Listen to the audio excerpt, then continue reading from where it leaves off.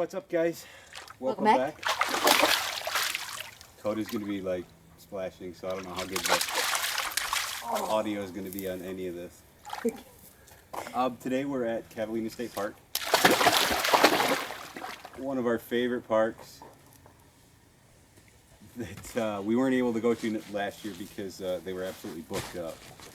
So what we did this year is we booked like a month in advance, 2 months? No, it was like in the midsummer, wasn't it? Yeah, I think it was like fall. maybe August or something. So yeah. Made sure we got a spot. It's a great park. It's right up against, well, you can't see from this view, but we're in a little canyon today. Just did a short hike, get Coda out, get her into the water and let her play and have some fun. Our last video, we just pulled into town. It was great. It was a long drive. So to get back into Arizona, it was pretty awesome. It was a pretty grueling trip, but we pulled into Lost Dutchman State Park. That's one of our favorite parks. We didn't do too much there, but we went for some day hikes and then checked out the scenery there, and we had some family come into town, and we did our annual trip up to the top of the peak, to the Flatiron, which was pretty awesome. That's a great hike. It was cool this time because a couple of reasons. One, we got to share it with family. My brother and his wife came out, and we got to hike with them. We used to do a lot of backpacking with them, so it was really cool to kind of visit with them and take them on such a fun hike. I mean, it's very challenging. I can't remember. It's 3,000 feet in 3 miles or something. I think the first mile is like 1,000 feet. No, it's 2 miles, and then the last 1 mile is 2,000 feet. So. Oh yeah, that's what it is. It's a lot of climbing. We were fortunate this time. The other reason is because we couldn't get Coda to the top last year. There's one section that it's just straight rock. So this time we kind of took an alternate path around, and we're able to get Coda up to the top. So this is as far as we made it. I'm sad, but I don't think Coda is going to be able to climb that. That's pretty steep. And Tina's feeding her face. And Coda's exhausted. Huh, Coda? You were tired. You were tired, girl. Just beautiful up there. Coming back down, we came down the normal way, and we just could not get her to come down. It's like a 10-foot drop, and trying to hang on the side of a rock and hold her. She got a little freaked out. She was getting nervous, and so that we had to kind of bushwhack back around to find a way down. But she had a blast. We had a blast. It's a great hike. It is so beautiful up there. Every time we go up there, I just want to spend more time. I keep saying one of these times we're going to actually spend the night up there. We haven't gotten around to doing it yet, but it's on our bucket list. Makes for a great day hike.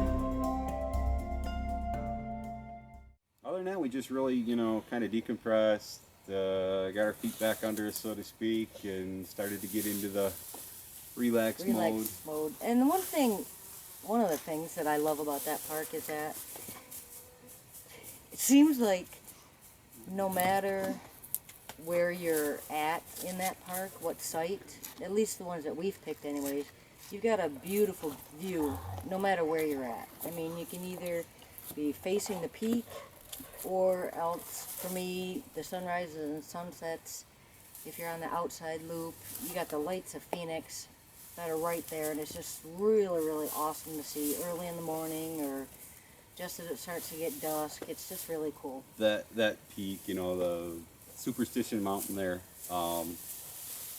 it's just like a magnet. I mean, no matter where you're at, what time of the day, every time you look up, I'm just like fixated on it, and it changes every hour with the light and the clouds, and it's just great to be in that park and have that as your backdrop, you know, all the time. Plus, I mean, another thing that's really cool is, I mean, it's just really peaceful, you know. So in the evening, there's tons of coyotes that you can just hear them yipping and squawking, and that's just really, really awesome to hear. As far as coyotes in the state park and in Arizona, we found that the more remote you are, the less coyotes you see in here. The closer to proximity to population, the coyote densities are a lot higher. So that's right outside of Phoenix. In Apache Junction and Tempe and Scottsdale and all that area. So there's a high density of coyotes. I mean, you'll see them going through the park, and you'll hear oh my gosh, yeah, massive packs every night. And it's just awesome. It just kind of adds to the whole Southwest absolutely mystique or whatever. But love that park. There's a lot to do in the area. We ended up doing a canyon hike. That'll be in our next video, not too far away. Actually, we found out about it when we hiked to the top. we were sitting up at the top.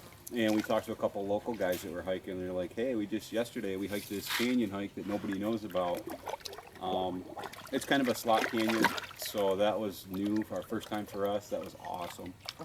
Oh yeah. What else we've been doing? We bought mountain bikes this summer. Oh yeah. So we're testing the waters with those. You know, haven't been on a bike since you know, we're probably 16 or something, so. Younger than that for me. So it's been 5 years. So it's been like 30 years, 25 years since we've been on a bike. And the bike technology and, you know, everything has changed dramatically. Not to mention we've gotten older. So just kind of feeling it out. We rode on some local trails, and riding back and forth to the bathroom and all that showers is great. Oh yeah. It's so worth having a bike just for that alone. And they have a bike trail that goes around the whole park too, you know. And it's nothing aggressive by any means, you know, but we rode on that, and that was really cool. Trying to think what else. Oh, as far as the mountain bikes thing goes, in the last few weeks, we've actually met up with somebody very famous on YouTube. The More We Explore. I think you've heard of them. Our old friends from last year. So he's been mountain biking for many, many years. So he went through and kind of, you know, gave us the quick tutorial and ins and outs. And we were fortunate enough to do one ride with those guys so far.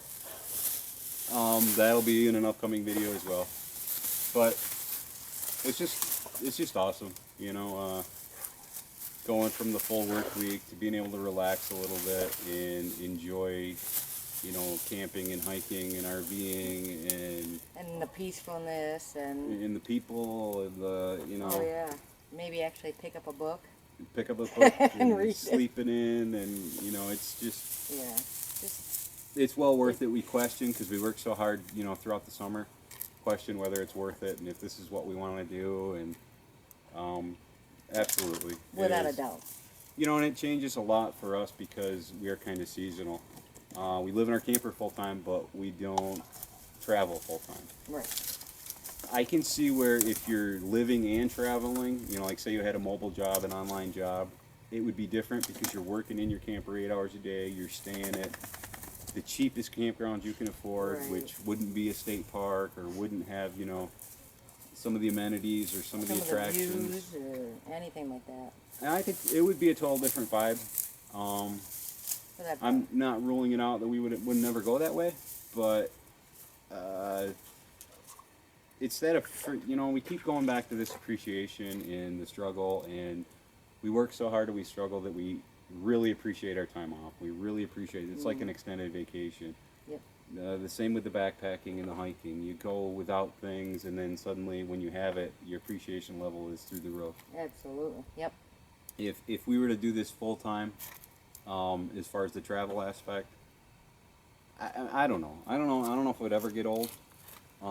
No, but it would change the dynamic of it a lot. I think, yeah. I mean, the excitement would still be there because you're going to new places and seeing new things. But you've got the whole year to do that, you know. Whereas, like you were saying, you know, ours is compact into those 4 months, so it's just intensified that much more for us, you know. Absolutely. So it's almost like we've got to push in those 4 months, you know, but not like the pressure that you think, you know, push to go do stuff. Sorry, you were doing good. Oh, thanks. Anything else you want to talk about?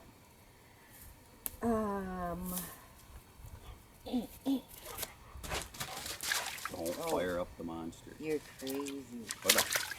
Look at this. Look what I got. You're getting me soaked. Okay. Come on, I'm getting you from here. No, wait. Okay. Super dog. We're having a blast with Coda. We're having a blast with ourselves. It's awesome out. Wish everybody on YouTube could join us. Definitely. Maybe we'll meet up with some of you someday. If not, keep watching and live vicariously through our channel and travels. We're always open to suggestions. If you guys are sick of the interviews and want me to do more just, you know, kind of cinematic movies, that's cool. If you want more interviews, if you want to hear more about us or our story, let us know, or more about the areas we're in. Give us some ideas. Don't be scared. Ultimately, it's our channel. I'm not sure the direction I want to take with it. I want to keep it kind of hobbyish because I enjoy it. Right. If it gets to where I have to get it out a video every 3 days, it turns into work. I think the videos would get dry and I wouldn't enjoy them. So that's that. But we're open to suggestions. So Absolutely. having a blast. Wish you guys were here. High five. Love you. No. All right. See you guys. Catch you next Have week. fun. Thanks. Peace.